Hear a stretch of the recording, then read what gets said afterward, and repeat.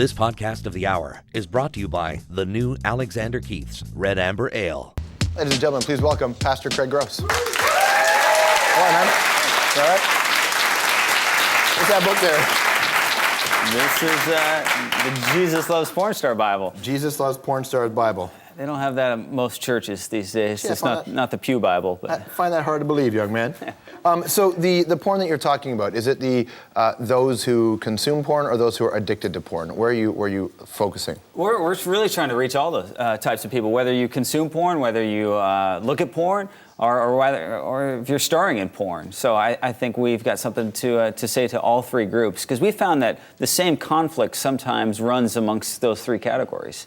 Well, have you noticed themes? Like, what are the same? What's a conflict that would apply to all thrri? I would say that whole thing is, I don't want to be doing this anymore. I meet a lot of porn stars that say, well, when I get that gig in Hollywood, or when I get a little bit older, then I'll get out. That kid that's in college, well, when I get married or I get the girlfriend, I'm for sure going to stop. And then there's the producers. Oh, I'd much rather do this. I can't be doing porn forever. Well, that's the professional thing you can sort of see, because everybody in any industry, the grass is always greener, yeah, right? So they want to get out of whatever it is they're doing.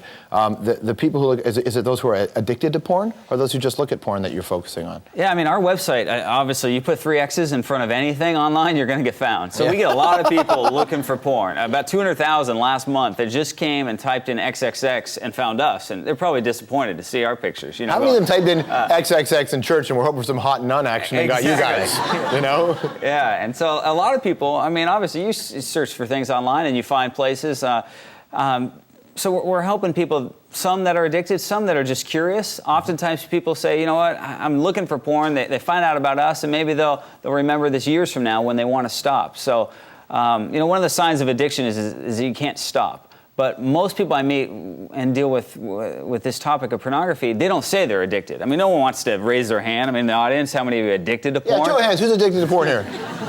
All right, 4. But, those 4 people, most of the people are in denial as far as, oh, no, I mean, I could stop. It doesn't. I talked to a guy, the driver, that drove me over to my hotel last night, told me he has 100 gigs of porn on his hard drive, but he's not addicted. 100 gigs? Well, but he likes porn. Yeah, he's a collector. He's a collector, right. Yeah. Now, to you, where's that bad?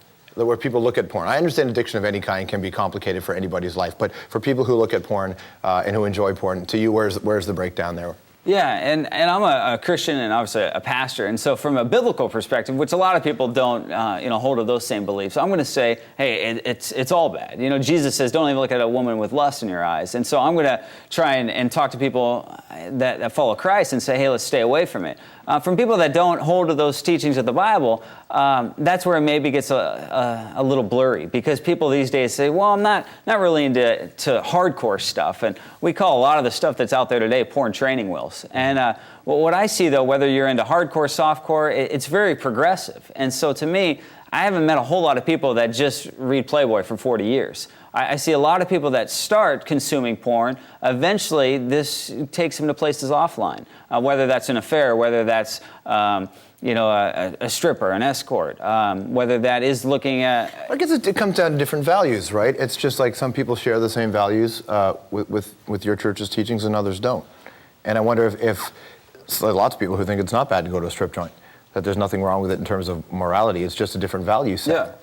Yeah, a lot of people, though, I mean, most people that consume porn, 76% of people watch porn all by themselves. Mm-hmm. So there's a reason for that, Craig. Yeah, I know. Yeah. Sharing it with people is really awkward. Well, actually, a lot of the younger generation is watching it together. The under 30 crowd is saying, hey, I'll watch this with my girlfriend, with my spouse. But so many people, when you're doing something in secret, oftentimes, I mean, you have the shame, you have the guilt, you're not proud of it. And so whether you believe it's wrong or right, it's a secret that you're not sharing with someone. And that oftentimes, when you bring that into a relationship, your wife or your husband has no clue you got 100 gigs of porn on your hard drive. We have to encrypt it, Craig. You have to encrypt. No, let me put it.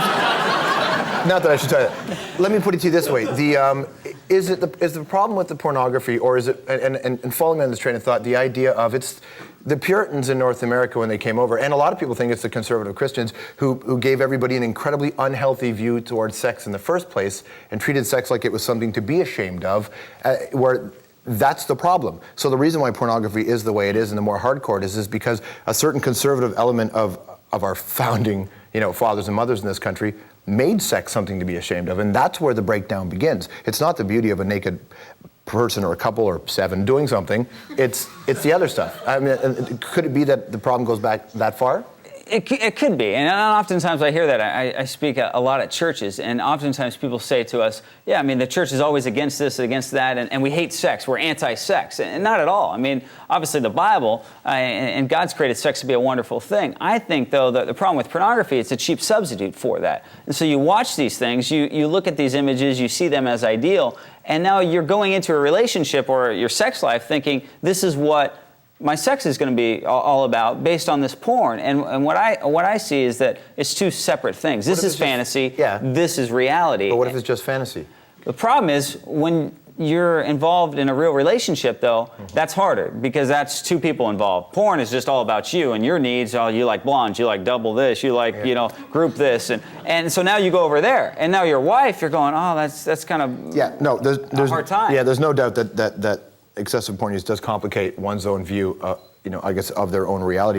What I find really interesting about what you guys do is you get more hate mail from Christians than you would from people in the porn industry. Yeah, it's crazy. I mean, we call ourselves XXXchurch.com, the #1 Christian porn site, just because there's not a #2, so we just say we're the best. But the church, when we came out of the gates, I mean, we launched this whole entire ministry at a porn show.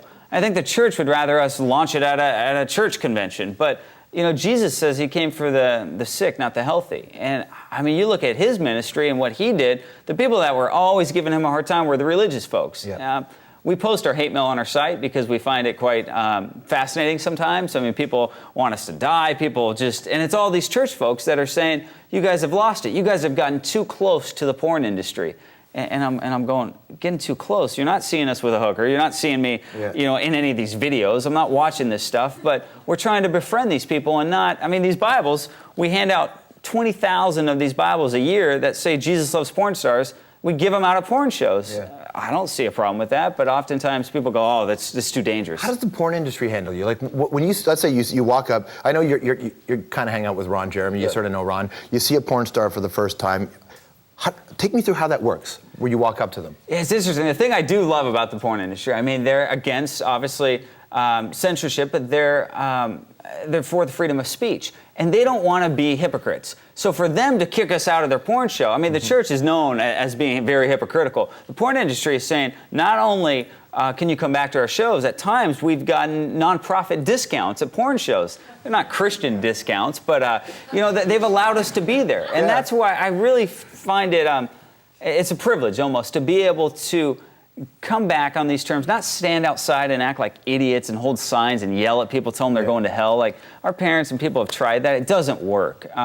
Stay home for the weekend. So we go inside and we're not like having a sign up saying, come over to our side or posting a number. But it's one of those things where we've earned some trust over 6 years of doing this and going to the largest conventions we were at the Toronto Everything to Do About Sex show. We'll be at the Miami show later in April. Come by my booth, man. I have a...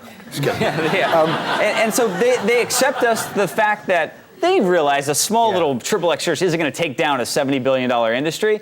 And so we're just trying to help people that want help. If you don't want anything to do with us, I mean, go on your way. But if we can reach you, if we can talk to you, if we can hand you a Bible, if we can talk to you about how you might leave the porn industry, those are things that That's what I wonder. Some of the most effective drug and alcohol counselors I know are people who have had at one point problems in their life. And I wonder, like they've dealt with their own addictions. And I wonder within your ministry, and when you witness to these porn stars, do you have those who have come out from a previous life who are, because I imagine it would be harder to relate to them at first because you don't have the same experience the way an AA counselor or an NA counselor would have. Yeah, and like in your opening, you talked about when we were younger, how we had to find porn. I was like 4, 6 in 8th grade, so I couldn't even reach up on that top shelf and grab the porn. But and so I don't have that crazy story, but over the years, we've helped people out of the industry. And so on our team, I mean, we have an ex-porn producer that's actually studying right now in seminary. His name's Donnie Pauling. He shot for 9 years. We have other females that have come out of the industry.